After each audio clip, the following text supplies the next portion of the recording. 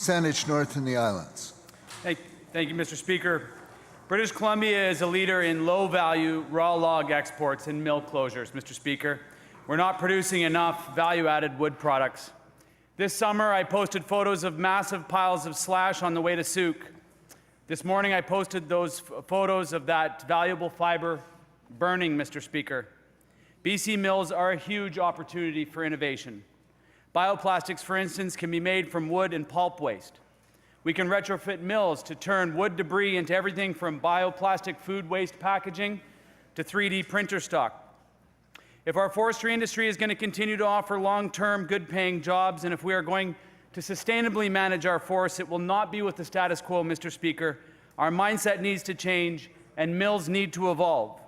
Through you, Honourable Speaker, to the Minister of Forests, Lands and Natural Resources, can the Minister provide tangible examples of how his ministry is supporting the innovation in mills to embrace these changing times? Minister of Forests, Lands, Natural Resource Development. Thank you, Honourable Speaker. And I want to say thanks for the question. Forest management is an important topic in this province, as many of the MLAs in this chamber know. And moving ahead in a new way is important in light of a changing landscape, in light of climate change, and in light of decreasing timber supply.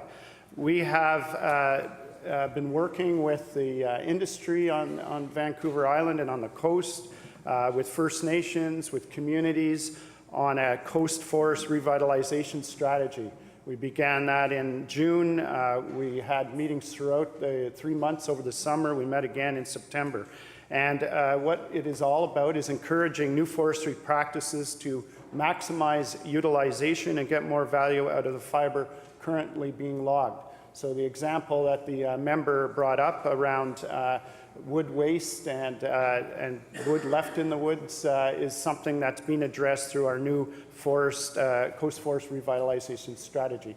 It's an important topic. We must get more jobs out of every piece of wood that's being logged and that's in the forest, and it's something that we're keeping our eye on and are going to make changes in 2019. Saanich North and the Islands on a supplemental. Thank you, Mr. Speaker. We've heard from mayors and councillors, Indigenous leaders, environmental groups, academics, domestic and international scientists. Mr. Speaker, they are united in the criticism of our province's forest management.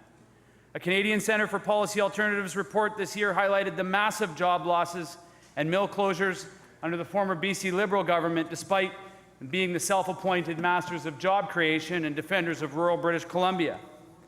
It called our forest management, quote, a program of liquidation, not sustainable forestry, Mr. Speaker. Decades-old forestry policy is not the way of the future. If it was, should I expect my MySpace account to blow up, Mr. Speaker?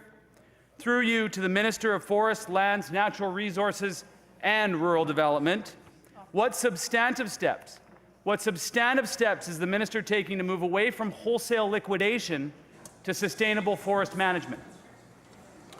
Minister of Forests, Lands, Natural Resource Operations and Rural Development. Thank you, Honourable Speaker. And while I appreciate the interest in the question, the premise of wholesale liquidation is not happening in BC's forests under this government.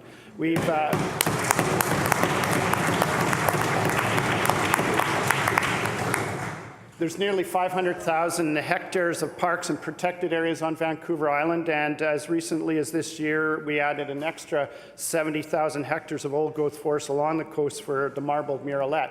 But there is work to be done, and we recognize that, and we want to work together with people who are interested in moving biodiversity forward, as well as continued vibrant forest sector that people depend on in rural communities up and down the island, up and down the coast, and across BC in the interior, north, and rural areas.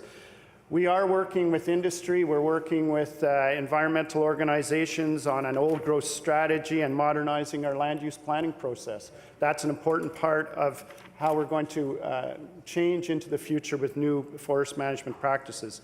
I also want to point out that we've had an incredible amount of investment in the forest sector under the last 18 months or 15 months under this government.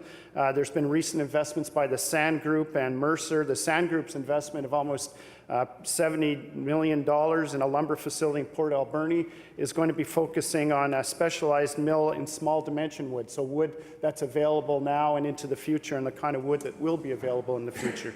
We've also had an incredible investment by Mercer in the catalyst mills on the coast. So it shows a confidence in this government. It shows a confidence in our management of the forest resource into the future.